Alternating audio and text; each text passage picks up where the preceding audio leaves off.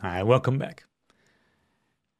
I know it might seem very unfair that you are the one who is struggling with your health and a chronic illness, especially when you look at other people who don't take that good care of themselves.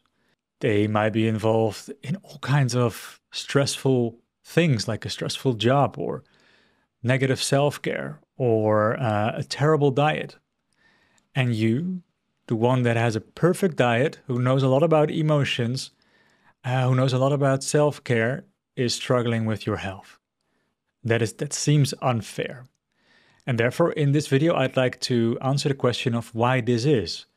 Plus, as a bonus, I'll tell you exactly what you can do to make other people experience similar symptoms as to what you are experiencing.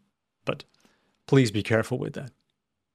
When I used to have a chronic illness, I was thinking about it a lot, like why me and not other people? At that time, there were hardly any people in my environment who had chronic illnesses. But now this has completely shifted. And I've witnessed several healthy people develop into having a chronic illness. And in my point of view, you are their next step in evolution. It's first people who are living unconsciously in survival mode and in stress with bad habits. Then there comes a moment when this is no longer an option, when you want to take care of yourself, quit a stressful job, quit a stressful relationship, have a nice holiday, do some meditation, etc. And then the body can relax. The body can breathe. And then usually people get sick, they get a viral infection. The body wants to let go of all the emotions that it has stored in your body during survival mode. And unfortunately, the brain perceives that as a danger and creates symptoms to protect you. And every kinds of syndrome are basically a mixture of symptoms. And the biggest and the worst kinds of symptoms that people are experiencing in chronic illnesses are mind-body symptoms. And around 80% of my clients fit into this description, this textbook story of first having a very stressful life, then calming down, then getting a viral infection, and then getting a chronic illness. And 20% of people usually experience just an overwhelm of stress and the body can't hold it any longer. If you'd like to find out more about how to deal with your symptoms, how to release the underlying emotions, and how to move through this process where your body is purging all of its stress, then consider joining the Release program. We also have an online community and we offer group coachings, and you can find a healing body and do the work together. And the ultimate goal of the program is that you learn how to connect with the stressor that is causing the brain to create symptoms, to create an immediate increase of symptoms, and to then release it and become symptom-free. You can find the link in the description. And then I did it, and the symptoms were gone. Bam, spontaneous release, symptoms gone. And I was like, nah, this is unreal. This is this is amazing. So then, how to let other people experience similar symptoms as to what you are experiencing? Because every once in a while, a partner of a client joins the coaching session with questions and wanting to understand their partner. And we figured out a way to let them experience similar kinds of symptoms. And we do that with questions. So first of all, we start with their behavior. And most of my clients have sort of the same personality type. And the personality type is based around coping mechanisms. Coping mechanisms are things that you can do to not feel something.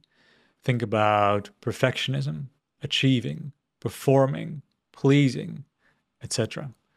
These are coping mechanisms to eventually get something in the future that is the opposite of how you're feeling. And everyone does this.